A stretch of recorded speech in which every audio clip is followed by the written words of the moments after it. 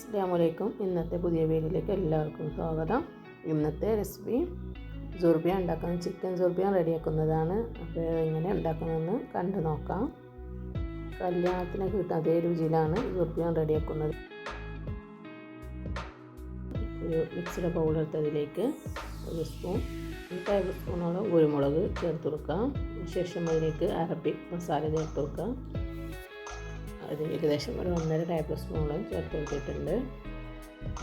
ഇനി അടുത്തതിലേക്ക് വേണ്ടത് മല്ലിപ്പൊടിയാണ്.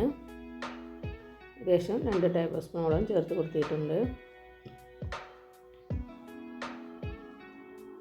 ഇനി വേണ്ടത് വെളുത്തുള്ളി ഇഞ്ചിയാണ്. തൊലി കളഞ്ഞ് കഴുകി വൃത്തിയാക്കി എടുത്തതാണ്. അതിലേക്ക് മിക്സിയിലേക്ക് ചേർത്ത് കൊടുക്കാം. ശേഷം അതിലേക്ക് ഫ്രൈ ചെയ്തെടുത്ത വലിയ ഉള്ളി, ഏകദേശം ഒരു 3 വലിയ ഉള്ളിയാണ് ഫ്രൈ ചെയ്തെടുത്തിട്ടുള്ളത്. അതിൽ 1/4 ഭാഗം മാറ്റി വെച്ച് ബാക്കിയെല്ലാം അതിലേക്ക് ചേർത്ത് കൊടുക്കാം.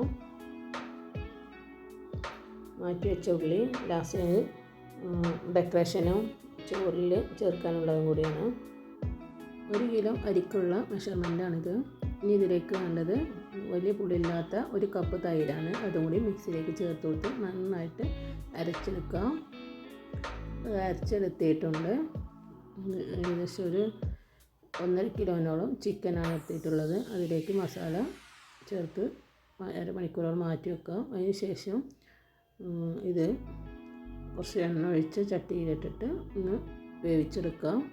എന്തോന്നതിന് ശേഷം ഇതൊരു റൈസ് വെക്കുന്ന പാത്രത്തിലേക്ക് മാറ്റി കൊടുക്കാം. വലിയ പാത്രമാണിത്. അതിന് ശേഷം ആ പാത്രത്തിലേക്ക് മാറ്റിയതിന് ശേഷം ഇത് നിരത്തി പീസുകളെല്ലാം അടിയിൽ നിരത്തി വെക്കാം. എന്നിട്ട് ഇതിൻ്റെ മുകളിലേക്ക് വേവിച്ചെടുത്ത ബസ്മതി റൈസാണ്. അത് വേവിച്ചെടുത്തത് ഇതിൻ്റെ മുകളിലേക്ക് തട്ടി കൊടുക്കാം.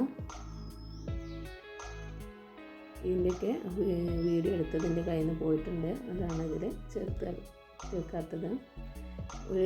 ആദ്യം പകുതി ചേർത്ത് കൊടുത്ത് അതിലേക്ക് മല്ലിയിലയും ഫ്രൈ ചെയ്തെടുത്ത ഉള്ളിയും ചേർത്ത് കൊടുക്കാം. 2 ലെയറായിട്ടാണ് അത് ദം ചെയ്യുന്നത്. അപ്പോൾ അതിൻ്റെ മുകളിൽ ബാക്കിയും ചേർത്ത് കൊടുത്ത് ബാക്കി മല്ലിയിലയും ഫ്രൈഡ് ഉള്ളിയും ചേർത്ത്